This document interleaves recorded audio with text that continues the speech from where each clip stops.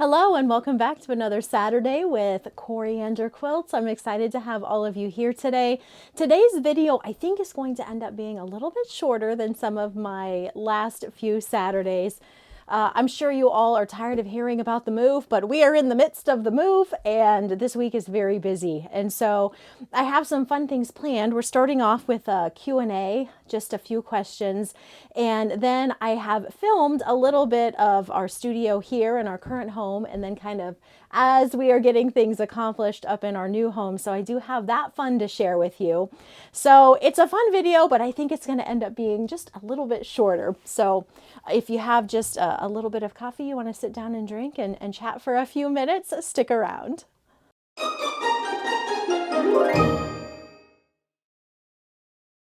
The first thing I want to share with you is something that keeps popping up in the questions in some of my videos, and especially with the Callie & Co. Mystery Block of the Month kicking off next week. I wanted to make sure that everybody knows how to access that description box in the video that I talk about sometimes. Every video here on YouTube has a description box. It's located below the video, but sometimes we don't quite know how to access that description box, and that can be a little bit frustrating, especially when it is full of links to patterns or links to quilt patterns or, whatever it might be that you're trying to find information on. That description box is just a wealth of information. So I have grabbed my phone, and depending on the device that you are using to access YouTube, your screen might look a little bit different, but I think for the most part, it's going to work pretty much the same. Now, if you are watching on a TV, you would probably want to switch to your computer or to a handheld device to access that description box. I don't know if you would ever want to access on TV, if you're watching YouTube on a TV, because you would be using it to go to websites or to print things, and typically those are things that are done from a handheld device or from your computer. So if you're watching on TV, you're going to want to switch to something a little bit different, but I'm going to be showing you from my phone. My computer's a little bit different. I can see more of the description box on my computer, but it's still located at the same spot. So if you are looking at your phone, I'm going to have Ryan zoom in a little bit here. This is probably similar to what you are going to see. You're going to have a video at the top and then some words here, maybe a little shot of the comments, and then you might have a little ad down below there. And this is if you are holding your screen in a vertical mode, which is what you're going to want to do as opposed to landscape. You'll want it in vertical to access that description box. So right below the title of the video, you're going to see how many views when the video was posted, and then you see a little ... more. And again, your screen might look slightly different, but you're looking for something similar to what I'm talking about. You'll click that more button, and that is going to open up a little bit of the description box. And typically in one of my videos, this is going to give you kind of an overview of what I'm chatting about in the video. And then you're going to see a little bit of a more, a ... more. And when you click on that, that opens up the entire box. And here is where you're going to find all of these links. If I've mentioned a video I'm linking to, that's a clickable link. Anything that I said I would include in the description box below the video is going to be found here. And that is a quick overview of how you find that description box. So I hope that helps some of you. I think I get asked, not every week when I post a video, but I do get asked that frequently. And I'm sure that for everyone who doesn't ask, there are those of you who, I said that backwards. For everyone that does ask, there are those of you who haven't asked and have been wondering, where is this box? Or thinking maybe it's not something that you have access to on your device. So hopefully that helps. If it doesn't help, there are actually YouTube videos that give you an even more in-depth view of how to access that description box, maybe going into greater detail for different devices and how it might look a little bit different for you. So if you are still having trouble, you can certainly search out YouTube videos on how to find that box, because it is going to be the spot that you want to be at to download the any links, any links for patterns or to visit websites that I reference. And as I said, especially with the Callie & Co. Mystery Block of the Month kicking off next week, you're going to want to make sure that you know how to navigate to where you need to be. If you are unfamiliar with the Callie & Co. Mystery Block of the Month, I've been chatting about it for a few months now. It's kicking off next Saturday, the 18th. We are going to be having a year-long sew-along. It's a mystery sew-along using my Callie & Co. fabric line, which is in Quilt Shops now. I'm going to add some links to today's description box that include the fabric requirements, a PDF of the calendar, so you have the dates for the whole year. And then there was also a video that I shared a few weeks back where I answered a bunch of Q&As that you guys had. I guess I just answered the Q's. I ate the Q's that you guys had on the Callie & Co. Block of the Month. So I will link to that video as well. All right, now let's go ahead and talk about some of the viewer questions that I've gotten recently. Starting off with one from EOGMA. She says, are you or your husband from Amish background? Your last name just seems Amish. So I'm currently a Yoder, as many of you know. Used to be a Hirschberger. And yes, both of us would have Amish in our backgrounds. Next question from Rose Hickson 2790. She asks, how do you accomplish getting so many quilts made? I know you design fabric and quilt. Do you have a staff that did some sewing for you? Also, how many hours a day do you work? I do not currently have anyone sewing my samples. I have definitely utilized that in the past, but for the last maybe 6 months or so, I haven't had anyone doing my samples, so I've been doing my sample sewing myself, which is fun, but it does take a lot of time. With every fabric line I release, I typically have anywhere from maybe 4 to 8 new quilt patterns that come out, and then when those patterns come out, samples need to be made. So right now I am sewing my samples myself. My sister Nicole does a lot of my shipping for me that needs to go out, both to my retail customers, but then my wholesale as well as my distributors. And so she does that shipping, which takes a lot off my plate. She comes in and works for me usually 3 mornings a week, about 3 hours a morning. So that definitely helps in that regard. And then as far as how many hours a week I work, this is pretty much a full-time job for me. I've never tracked the hours that I work, but I do. I think if I were to sit down and figure up the hours that I work, it probably is full-time, maybe a little bit more than full-time. I'm not exactly sure because I work during the day, but then I can pop in and do things in the evenings if I want to, or weekends, Saturdays more than Sundays if I want to. And I just, can kind of work in around the other things that need done, laundry, cleaning, cooking, those sorts of things. So it's a full-time job and it's a lot of fun. So I think that answers that question. Joy Dixon Quilts asks, I love your new flannel line, but it made me wonder, when it comes to your different lines, does Moda suggest you do a special line, or do you take the idea of the fabric line to them? Thank you for the informative session today. For the most part, I will design a fabric line completely and then turn it into Moda when it is completely done. With Sherbet Sunshine Flannel, which is my first flannel line, this was something that Moda approached me and asked if I would do a flannel fabric line. And I just got these sales rep samples in the mail after I had shared the collection with you all, and I wanted to show you how cute it was. So when Joy asked that question, it segued really nicely into showing these. I love the way they organize them with the main floral at the top and then all those coordinates down below. So I thought while I'm answering this question, I would just show you these at the same time. I think this is so pretty.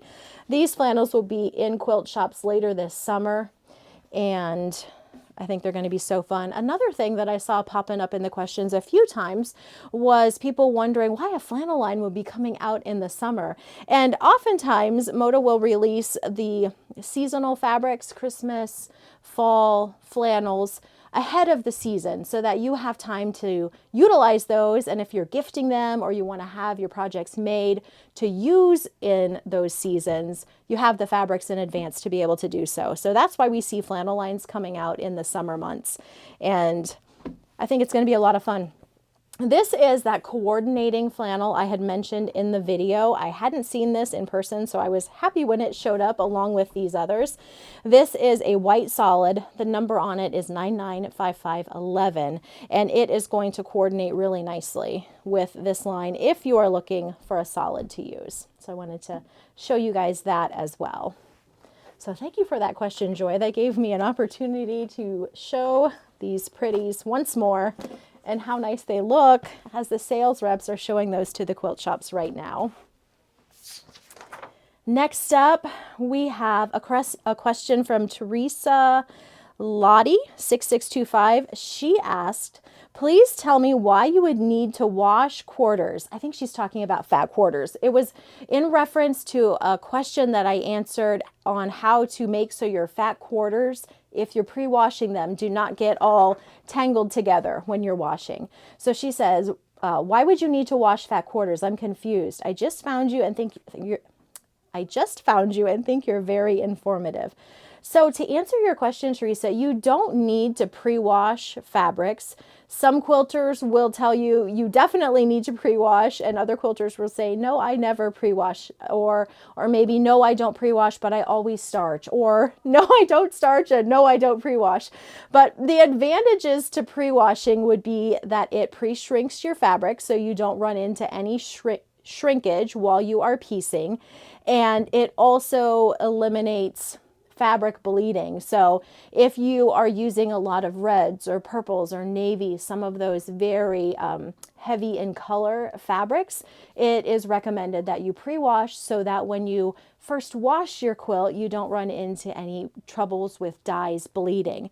So I personally don't pre-wash anything for the most part. Well, I can't say that. Every time I say that, I think, well, yes, there are times when I pre-wash. So for the most part, I don't pre-wash. What I always do, though, is I will always throw in several Shout color catchers the first time I am washing a quilt.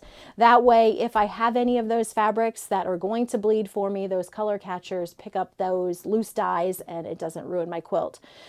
This is kind of a circumstance where I would say, do as I say, not as I do. I do recommend pre-washing those reds, those purples, those navies so that you don't run into any dye issues.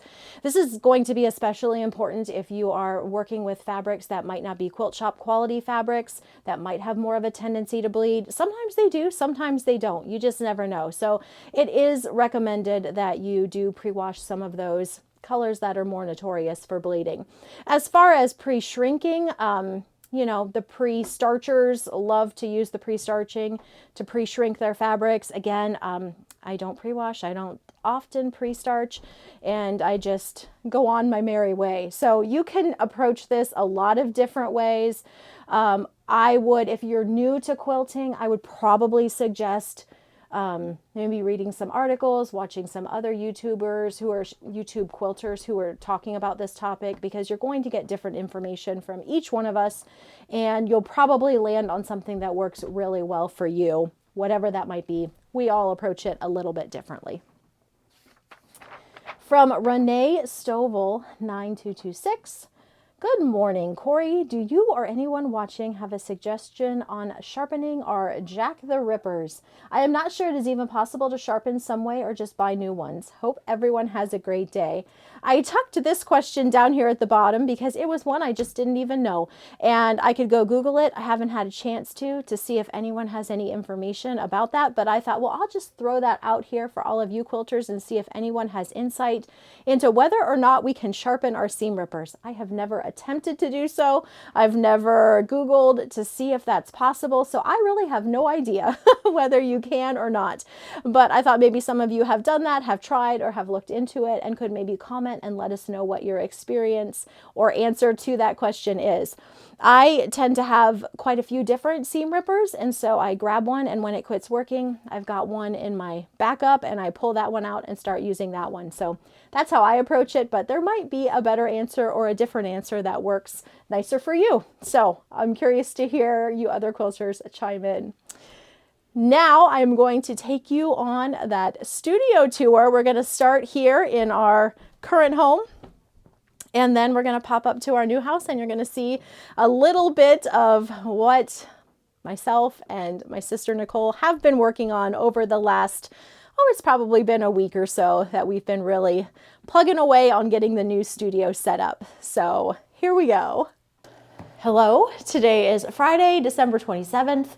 Ryan and I are getting ready to take a load of things up to our new house, and I thought I would show you our very empty studio space. You guys saw it a couple weeks ago, all full of shelving and fabrics and all kinds of things, but this is the current status.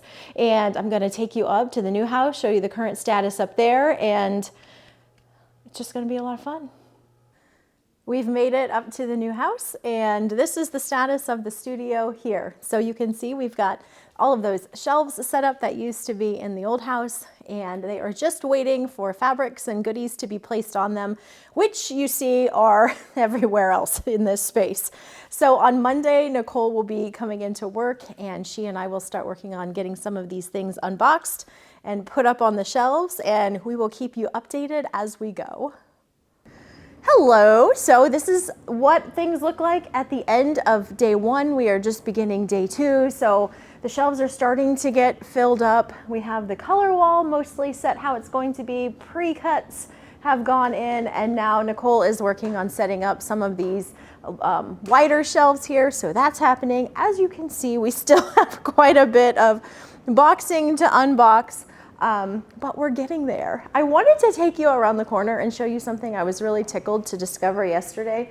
Over here in this kitchen bar area, I hadn't considered that I would be utilizing this for storage in any capacity, but I'm gonna let Ryan take you in there. It was such a perfect spot to store all of my bolts of fabric, so I would never have thought I had enough bolts of fabric to fill this area up, but it works so well, so that frees up some space on my other shelves. That's where those previously would have been. Right around the corner there, I could fit in the larger 108s and 90-inch wide backing fabrics, so that was such a pleasant surprise to see that I can tuck those back in there, and it's just going to work so nicely just to store these in what is almost a perfectly built for bolts of fabric area. So that is where we are at right now.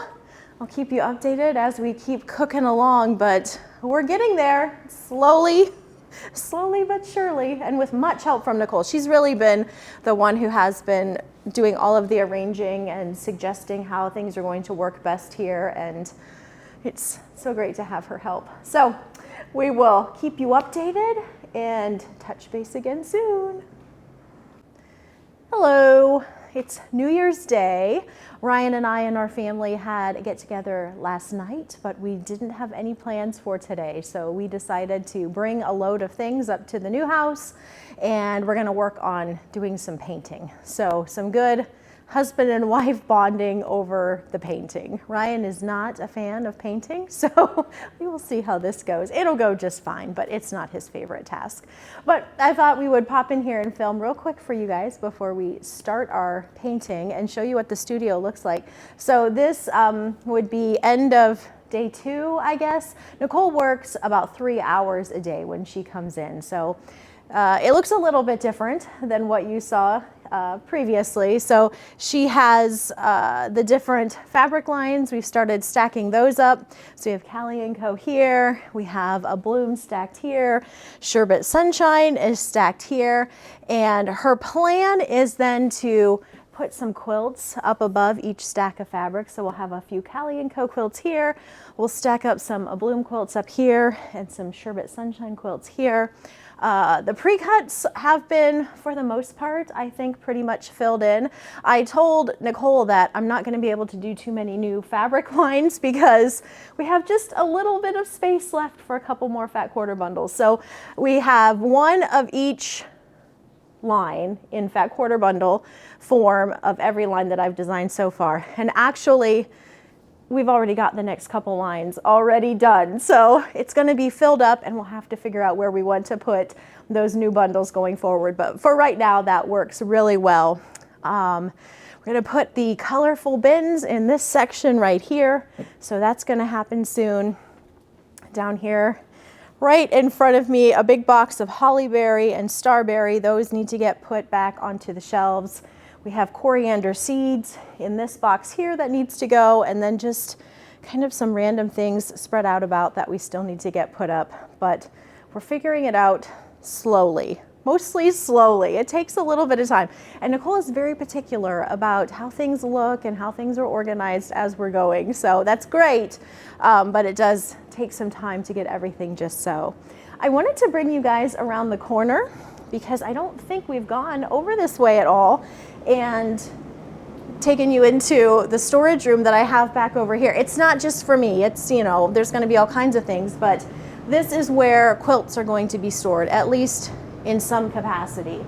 I don't know if they'll go on these shelves that you see here, because we have another closet right around the corner here that I would love if everything fit, if I could fit all of the quilts in here, but I don't know that they're all going to fit. There is a shelf right above us right here that could potentially be used, and then this shelving, I don't know. We'll have to see. I'd love if this could just be for quilt storage, and then that would leave all of this for, you know, all those odds and ends that you need to store in your storage room. So we'll see, but I don't think I had showed you this really nice storage room in any of the other previous tours. So that's what we're looking at for the quilts as far as where they're gonna go. And then, you know, we're just gonna keep plugging away over here in this studio space and getting everything set up here. It's looking real empty down at our old house, but this space is starting to take shape. And before too long, hopefully we will be filming back over here. So I'll continue to keep you updated. We'll see what happens in the upcoming days. I hope you enjoyed that peek into what's been happening over here. As I have probably mentioned, it's been a little bit busy and things are happening, but we are getting there. You guys have been so encouraging about not being stressed out, just taking your time, enjoying it. And honestly, it hasn't felt stressful at all, at least not yet. I've kind of felt like we can just sort of take our time and plug away at things and get things done, and it's been going great. So I hope that that continues as we get closer to our move date. It's very close right now. In fact, as you guys are watching this video, hopefully that date has passed. I am filming a little bit ahead of schedule so that I have a cushion of needing to tear everything down here and getting everything set up in the new space before we'll be able to start to resume filming again. So hopefully, fingers crossed, we don't get any bad weather that could happen this time of the year, and that our move is successful. And hopefully we are on the other side of things by the time you are watching this. Next week is that Callie & Co. kickoff, so be sure to stop back. I'm very excited about that. I know we have a wonderful group of quilters sewing along, and I think we're going to have so much fun doing it. So thanks so much for stopping by. I will catch you again next time.